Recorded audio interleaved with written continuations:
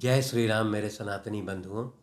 आइए इस सनातन रूपी वृक्ष के जड़ों को सिंचित करें और इस वृक्ष को पुष्पित और पल्लवित करें ताकि हमारे आने वाले वंशज विधर्मियों से अपनी रक्षा कर सकें। पिछले अंक में हम लोगों ने अध्ययन किया कि भरत और श्री रामचंद्र जी में ये वार्तालाप होता है और भरत जी विभिन्न प्रकार के तर्क देते हैं कि श्री रामचंद्र जी वापस अयोध्या चलें। भरत जी बताते हैं कि जब मैं अयोध्या में अनुपस्थित था तो मेरी अनुपस्थिति में मेरी माता ने जो है ये स्वार्थवश जो है बहुत अधार्मिक काम किया है और ये अधार्मिक काम करके उनके सर पर हमेशा कलंक जो है वो लग गया है। इसलिए वो श्री रामचंद्र जी से अनुरोध करते हैं कि वे वापस चलें और अयोध्या का राजकाज संभालें ताकि मेरी माता से ये सिर पर जो कलंक लगा है इसको मिटाया जा सके। इसके पश्चात भरत यह भी तर्क देते हैं कि मेरे पिताजी ने ये एक स्त्री के कहने पर भी एक बहुत अधर्म वाला काम किया है और हर एक पुत्र का ये दायित्व होता है कि पिता के द्वारा किए गए गलत कार्य को उसका सुधार करे। इसलिए वो श्री रामचंद्र जी से अनुरोध करते हैं कि वे अयोध्या चल करके अयोध्या का राजकाज संभालें ताकि मेरे पिताजी के द्वारा जो गलत निर्णय लिया गया उसको सुधारा जा सके। इन सभी तर्कों को सुनने के पश्चात श्री रामचंद्र जी जो है वो टस से मस नहीं होते हैं और फिर वो भरत से बोलते हैं कि हे भरत, जब मेरे पिताजी का विवाह तुम्हारी माता कैकेयी से जब हो रहा था तो मेरे पिताजी ने कैकेयी के पिताजी को ये आश्वासन दिया था कि कैकेयी से जो पुत्र होगा वही मेरे बाद अयोध्या का राजा होगा। इसी कारण जो है पिताजी ने जो है इस तरह का वरदान दिया है। इसीलिए तुम्हें ये माता कैकेयी का जो है वो कर्ज है राजा दशरथ पर, इसलिए तुम इसको स्वीकार कर लो और ताकि मेरे पिताजी दशरथ पर जो है वो कैकेयी का कोई ऋण बाकी नहीं रहे। इसके पश्चात एक जाबालिक नाम का ब्राह्मण है, वो भी श्री रामचंद्र जी को समझाने का प्रयास करता है, परंतु वो नास्तिकता वाली बात करता है, परंतु श्री रामचंद्र जी उनके बात को भी अस्वीकार कर देते हैं। इस अंक में हम लोग अयोध्या कांड के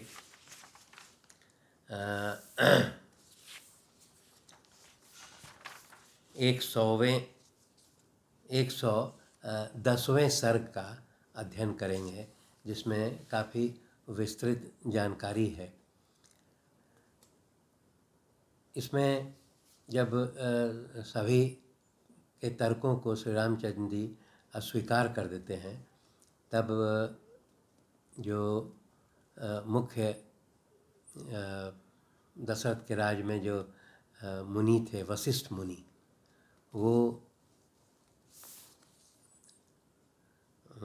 इसका भार संभालते हैं और वशिष्ठ मुनि श्री रामचंद्र जी को कहते हैं कि हे श्री राम, तुम जो है वो ब्रह्मा के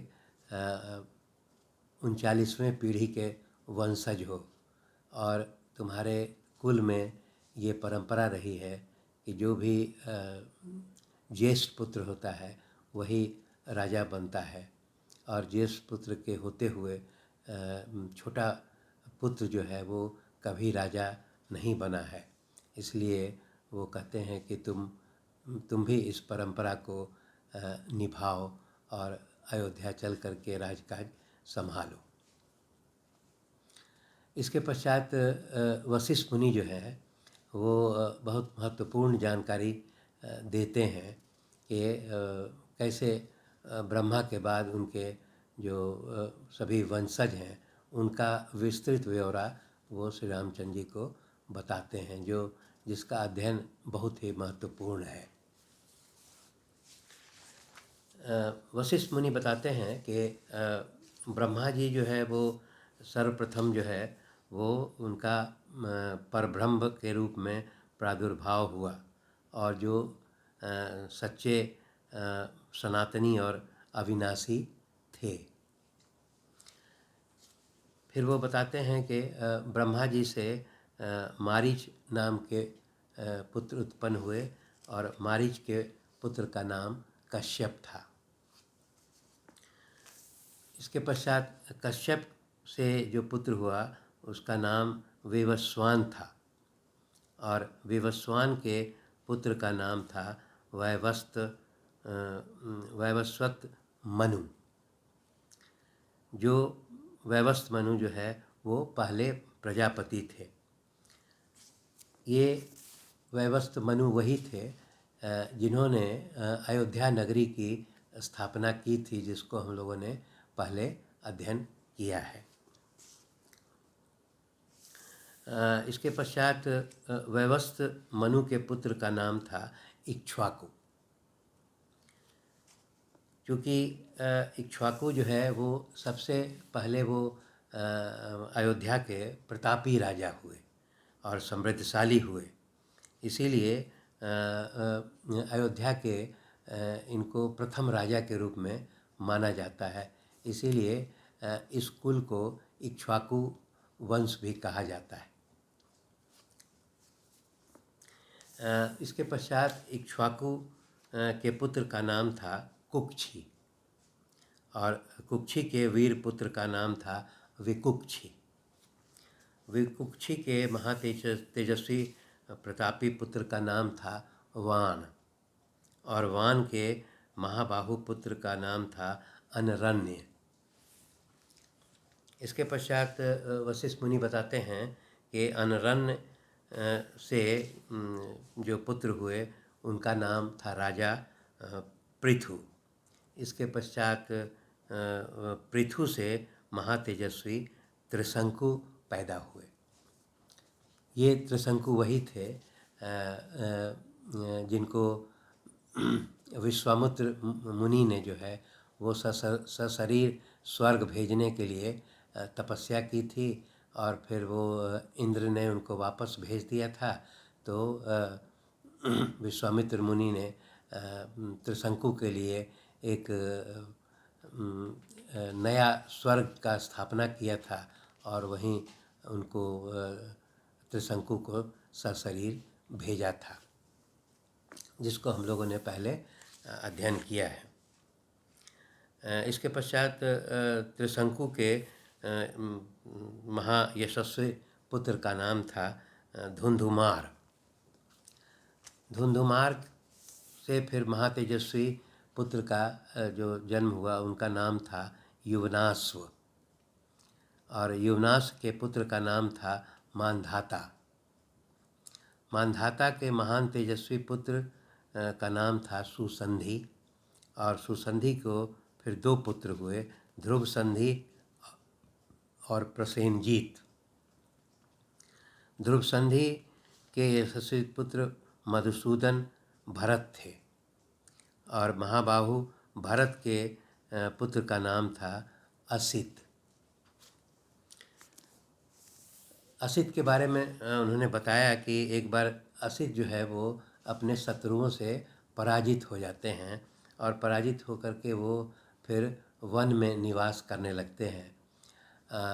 वशिष्ठ मुनि ने बताया कि उस समय उनकी दो पत्नियां थीं और दोनों गर्भवती थीं। तो दोनों पत्नियां गर्भवती थीं। तो एक पत्नी ने डाहवश जो है कालिंदी नाम की पत्नी को विष दे दिया। विष का मतलब उसको गर भी कहा जाता है। तो जब कालिंदी को जो पुत्र हुआ वो चूँकि विष के साथ उसका जन्म हुआ, इसलिए उसका नाम सगर पड़ा। ये वही सगर था जो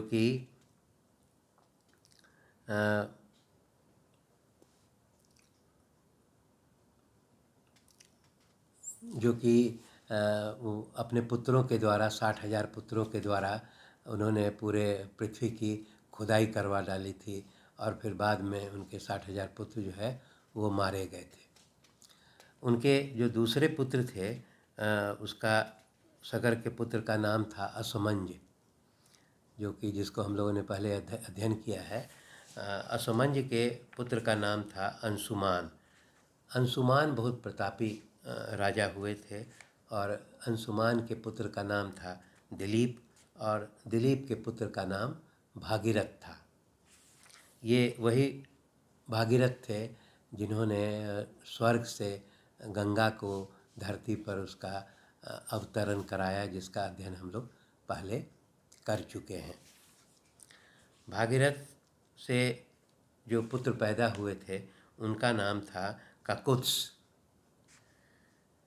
वो भी बहुत पराक्रमी राजा थे, इसीलिए इनके वंशजों को काकुत्स भी कहा जाता है।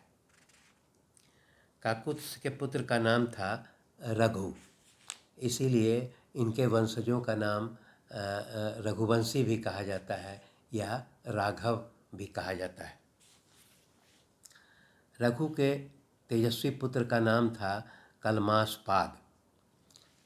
ये कलमासपाद जो पुत्र थे, ये इनको किसी कारणवश इनको श्राप मिला था। श्राप मिलने के कारण ये नरभक्षी राक्षस हो गए थे कुछ दिनों के लिए, और ये विभिन्न कथाओं में इनका वर्णन मिलता है, जिसको पृथ्वी पर इनका नाम राजा सौदास के रूप में जाना जाता है, जिसको हम लोग दूसरी कथाओं में इनका वर्णन सुनते हैं, राजा सौदास। तो इस सौदास या कलमासपाद के पुत्र का नाम हुआ फिर संखण, और संखण के सूरवीर पुत्र का नाम हुआ सुदर्शन, और सुदर्शन के पुत्र अग्निवर्ण, और अग्निवर्ण के पुत्र श्रीघ्रग थे। श्रीघ्रग के पुत्र मरु, और मरु के पुत्र प्रसूश्रुव, तथा प्रसूश्रुव के महाबुद्धि पुत्र अम्बरीश हुए, जिसका हम लोगों ने पहले भी अध्ययन किया है, राजा अम्बरीश के बारे में। अम्बरीश के पुत्र सत्य पराक्रमी नहुस थे, और नहुस के पुत्र का नाम था नाभाग। नाभाग के दो पुत्र हुए, अज और सुव्रत, और अज के पुत्र का नाम था दशरथ। तो और दशरथ के चारों पुत्र राम, लक्ष्मण, भरत और शत्रुघ्न। इस प्रकार वशिष्ठ मुनि बताते हैं कि ये इक्ष्वाकु वंशीय या कुकुत्स वंशीय या रघुवंशियों में ये परंपरा रही है कि जो ज्येष्ठ पुत्र है वही राजा होता है, और ज्येष्ठ पुत्र के रहते हुए छोटा पुत्र राजा नहीं हो सकता है। इसीलिए उन्होंने श्री रामचंद्र जी से अनुरोध किया कि तुम जो है वापस अयोध्या चलो और अयोध्या का राजकाज संभालो। इस अंक में इतना ही, शेष अगले अंक में। धन्यवाद।